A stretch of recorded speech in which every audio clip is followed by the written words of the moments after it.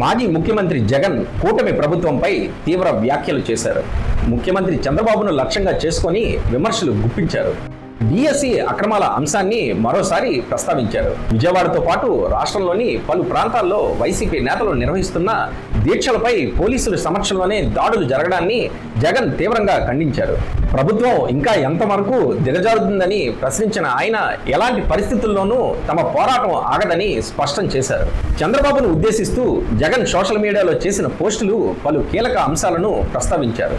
మీ కుమారుడిని కాపాడేందుకు మీ ప్రభుత్వం ఇంకా ఎంత దిగజారుతుంది? నిరుద్యోగ యువత తమకు ఇచ్చిన హామీల అమలును కోరితే దానికి హింసతో సమాధానం ఇస్తారా? డిఎస్సి 2025 ప్రశ్నాపత్రం లీక్, నియామకాల్లో జరిగిన అక్రమాలపై సిబిఐ విచారణ కోరుతూ విజయవాడలో శాంతియుతంగా జరుగుతున్న రిలే నిరాహార దీక్షపై మీ ఎమ్మెల్యే, ఆయన అనుచరులు దాడి చేశారు. పోలీసుల సమక్షంలోనే దీక్ష శిబిరాన్ని ధ్వంసం చేసి టెంట్లు కూల్చివేశారు.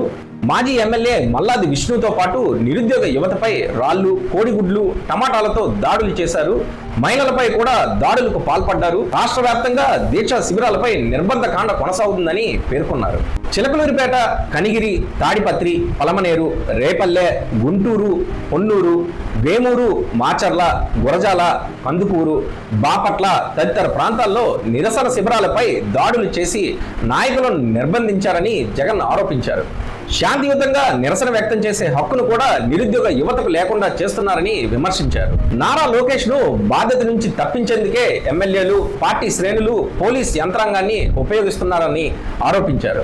డిఎస్సి 2025 ప్రక్రియ పూర్తిగా పారదర్శకంగా జరిగిందని ప్రభుత్వం చెబుతున్నప్పుడు సిబిఐ విచారణకు ఎందుకు భయపడుతున్నారని జగన్ ప్రశ్నించారు.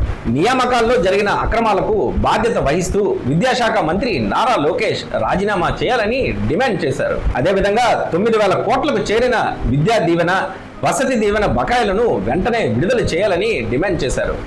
ఎన్ని దాడులు జరిగినా న్యాయం జరిగే వరకు తమ పోరాటం కొనసాగుతుందని జగన్ స్పష్టం చేశారు. ఇటువంటి వీడియోలను మరిన్ని చూడాలనుకుంటే BRN న్యూస్ని ఖచ్చితంగా సబ్స్క్రైబ్ చేయండి.